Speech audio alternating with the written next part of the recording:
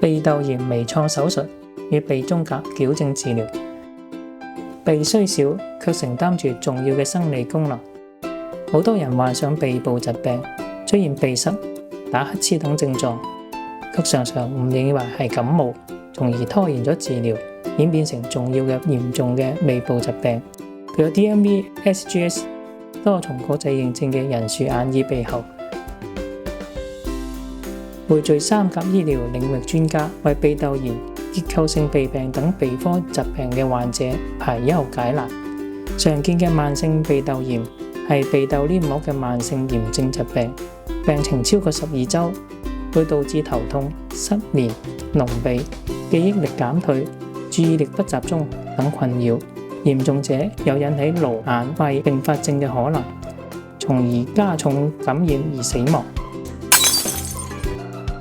在人樹眼耳鼻喉可通過鼻竇球囊擴張術進行治療。醫生喺內鏡下將球囊經導管置於鼻竇竇口，通過球囊擴張竇口，通暢鼻竇引流。相比較傳統內鏡鼻竇手術，對於黏膜與纖毛系統嘅破壞更少、更微創，手術痛苦少，恢復時間短，對於處於發育階段嘅青少年患者更合適。常見嘅結構性鼻病，如鼻中隔偏曲，易引起鼻腔、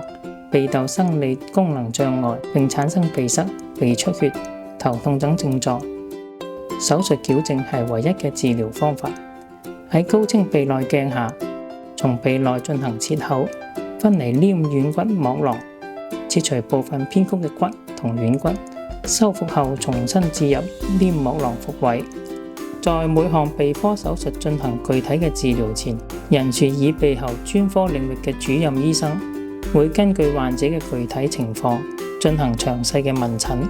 並且進行高清鼻內鏡和輻射量極低嘅鼻竇 CT 檢查，根據檢查結果詳細評估，選擇最優嘅手術治療方案，再通過麻醉醫生嘅4次術前評估，確保手術安全，然後進行微創手術。由於手術創傷少、恢復快，術後1至2天嘅留觀即可安心回家。由醫生、護士、客服組成嘅為手術期管理團隊會進行1、2、3期嘅術後回訪，持續進行術後健康管理，直到完全康復。